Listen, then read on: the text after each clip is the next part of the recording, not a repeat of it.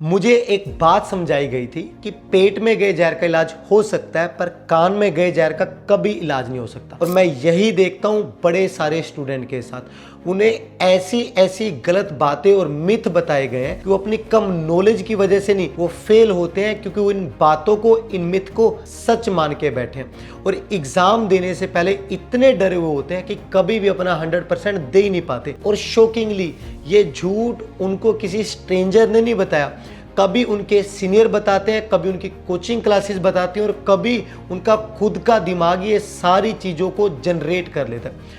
आज मैं आपको कुछ ऐसे एनक्लेक्स मिथ बताऊंगा जो अगर आज आपने तोड़ लिए तो पक्का आपका प्रिपरेशन स्टाइल, आपका कॉन्फिडेंस और रिजल्ट तीनों चेंज हो सकते हैं। Talking about first, as always मैं हमेशा कहता हूँ एनक्लेक्स सिर्फ एक नर्सिंग एग्जाम नहीं है, NCLEX is a psychological exam. NCLEX check करता है आप प्रेशर में कैसे थिंक करते हो, आप पेशेंट की सेफ्टी को प्रायोरिटाइज करते हो कि नहीं करते हो और अनसर्टिनिटी में आप कितने शांत रहते हो। लेकिन स्टूडेंट गलत बिलीफ की वजह से ऑलरेडी मेंटली इतने वीक हो जाते हैं क्योंकि ये मिथ उन्हें इतना डिस्टर्ब करते हैं। Talking about those myth, myth number 1, NCLEX pass करने के लिए मुझे सब कुछ याद करना चाहिए। ये सबसे बड़ा झूठ है कि आपको सारी नर्सिंग का पता होना चाहिए, but the reality is NCLEX is not a memory exam. NCLEX एक सेफ थिंकिंग एग्जाम है। एनक्लेक्स एग्जामिनर ये नहीं चेक करता कि आपको 500 ड्रग्स याद है नहीं, या फिर आपको डिसीज के बड़े बड़े पैराग्राफ आते हैं कि नहीं। वो चेक करता है अननोन सिचुएशन में क्या ये स्टूडेंट पेशेंट को सेफ रख सकता है कि नहीं।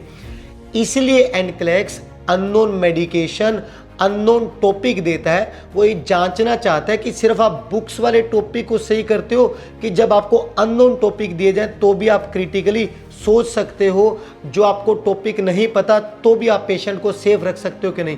तो याद रखना बच्चे, जितने भी पास होने वाले स्टूडेंट मैंने आज तक देखे वो सब कुछ याद नहीं करते हैं, वो पैटर्न समझते हैं।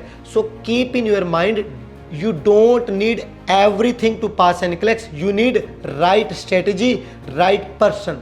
मिथ नंबर 2, जितने ज़्यादा क्वेश्चन आएंगे उतने ज़्यादा फेल होने के चांसेस। बहुत सारे स्टूडेंट 85 क्रॉस होते ही मैंने पैनिक होते देखे। उन्हें लगता है मेरा एग्ज़ाम कंटिन्यू हो गया, 86 पे चला गया, मतलब मैं फेल हो रहा हूँ।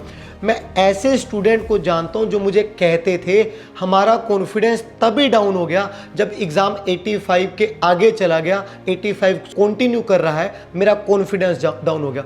मैं बड़ा हैरान होता हूं कि स्टूडेंट को कोई समझा ही नहीं रहा कि ये बिल्कुल गलत तरीका है।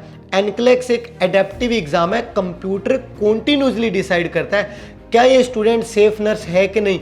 डज नॉट मैटर आप कैसे स्टूडेंट हो, आपको एग्जाम में एनीवेयर 85 to 150 क्वेश्चन कहीं से भी आ सकते हैं। इसीलिए मैं अपने स्टूडेंट को हमेशा 150 क्वेश्चन की प्रिपरेशन करवाता हूं ताकि वो एग्जाम में रेडी रहे।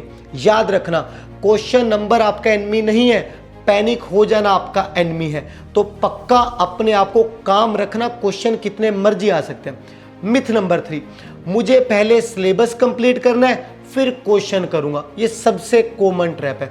स्टूडेंट कई महीने तक नोट्स को इकट्ठा करते रहते हैं, पीडीएफ, वीडियो, स्क्रीनशॉट, ये सब इकट्ठा करते रहते हैं लेकिन क्वेश्चन को अवॉइड करते हैं। प्लीज आप इस बात को समझना, मैं अपने हर एक स्टूडेंट को समझाता हूं, NCLEX is like a swimming exam. आप स्विमिंग सिर्फ बुक को पढ़ के, टॉपिक को पढ़ के, नोट्स को पढ़ के कभी सीख ही नहीं सकते हो। सिर्फ टॉपिक सुनने आने से आपका एनक्लेक्स पास नहीं होगा। आपको क्रिटिकल थिंकिंग क्वेश्चन ही सिखाते हैं। You have to do prioritisation, safety, clinical judgement, even examiner trap सीखना पड़ेगा। और ये कौन सिखाता है? ये क्वेश्चन सिखाते हैं, टॉपिक नहीं सिखाता। तो बच्चे प्लीज क्वेश्चन की ज्यादा प्रैक्टिस करनी है, मैं अपने स्टूडेंट्स को यही सिखाता हूं। Last but not the list, myth number 4, मुझे जब तक कॉन्फिडेंस नहीं आएगा मैं एग्जाम में नहीं जाऊंगा। सच क्या है? कॉन्फिडेंस आता है एक्शन लेने के बाद। अरे अगर एक्शन ही नहीं लोगे कॉन्फिडेंस कैसे आएगा? घर बैठे बैठे कॉन्फिडेंस थोड़ी आता है। प्रॉब्लम पता क्या है? हमारा ब्रेन सर्टिनिटी चाहता है, श्योरिटी चाहता है,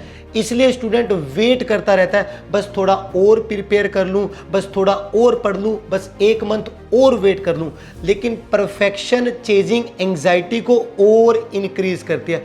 और मेरी नज़र में परफेक्शन नाम की कोई चीज़ होती नहीं है। टॉप अचीवर फियरलेस नहीं होते, टॉप अचीवर फियर्स के साथ भी एक्शन लेते हैं एंड दे सक्सीड। बच्चों, इस बात को बड़े अच्छे से सुनना और याद रखना। कभी कभी आपको आपकी नॉलेज नहीं रोक रही होती है, आपके बिलीफ रोक रहे होते हैं। जिस दिन आपने ओवर थिंकिंग को कंट्रोल कर लिया, फियर को मैनेज कर लिया और सेफ थिंकिंग बिल्डअप कर ली, उस दिन आपका इनक्लेक्स पास हो जाएगा। कभी भी किसी के बेफालतू के मिथ में नहीं आना, अपने ऊपर यकीन रखो, अपनी प्रैक्टिस को हर रोज बढ़ाओ, यू विल इवेंचुअली पास। आपका कंपटीशन सिर्फ दुनिया के बेस्ट इंसान के साथ है, वो आप खुद हो। इन मिथ को ब्रश करना और आप देखना आपका प्रिपरेशन स्टाइल कैसे बढ़ जाएगा। Good luck.